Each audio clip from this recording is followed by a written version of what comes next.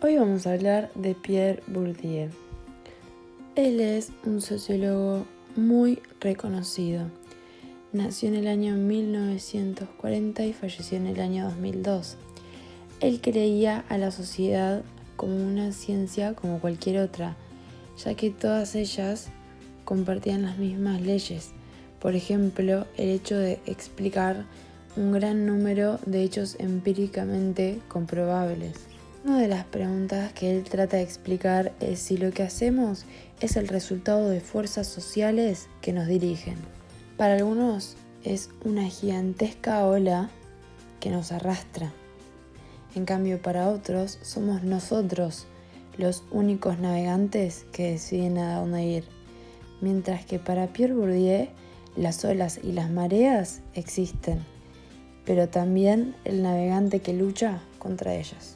Pierre Bourdieu logra basar su propio concepto de campo a través de trabajos escritos por otro sociólogo muy reconocido llamado Max Weber, y también la sociología de las religiones.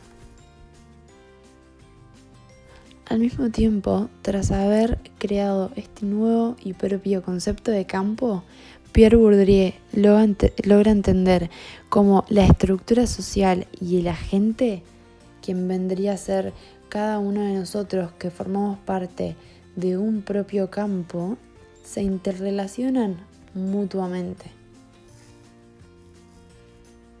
Esto nos hace entender que no hay uno sin el otro.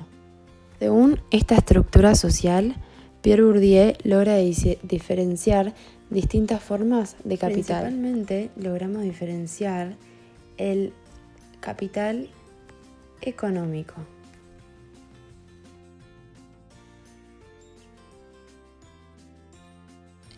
Entre ellos están los factores de producción, como tierras, fábricas o trabajo.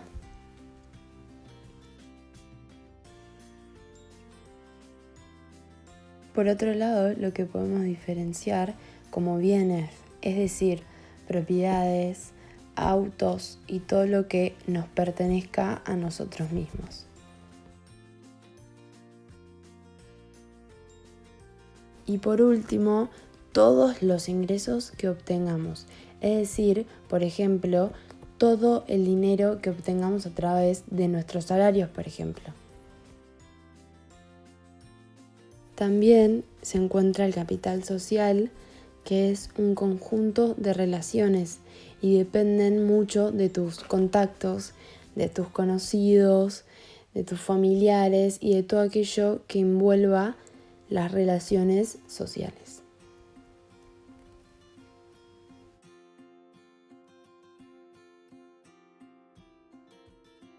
Hoy en día el capital cultural tiene sumamente importancia, ya que empezó a ser fundamental en las sociedades actuales por tener el poder de diferenciar las desigualdades sociales.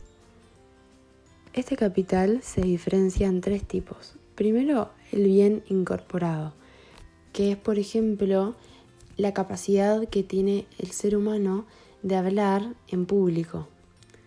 Luego está el bien cultural, que es todo lo que nosotros, por ejemplo, podemos heredar de nuestros abuelos, como cuadros, pinturas, etc.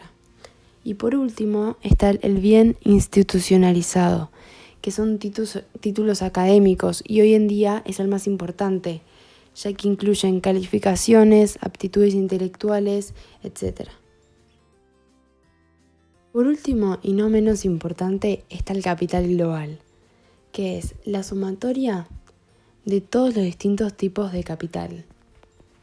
Con este capital logramos entender cómo, por ejemplo, los maestros tendrán una mayor cantidad de capital cultural al ser más cultos sobre la sociedad, mientras que un vendedor, por ejemplo este personaje de Los Simpsons, logrará tener un mayor capital económico.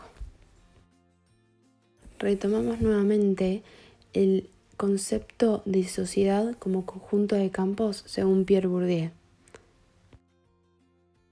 Esto se debe a la gran división de trabajo que hay en las sociedades actuales, que en consecuencia crean ámbitos sociales que se denominan campos. Entre ellos podemos diferenciar el campo político, por ejemplo, en el que se encuentra Donald Trump, el campo artístico, como esta señora que vemos pintando un cuadro, y por último, el campo religioso. Cada uno de estos campos se encuentran con leyes generales y particulares para cada uno de ellos. Esto genera al mismo tiempo un orden. En realidad, ¿qué es un campo? Un campo se lo puede considerar una red que entrelaza diferentes posiciones jerárquicas dentro de cada campo. Entonces, cada agente o jugador ocupa una posición determinada.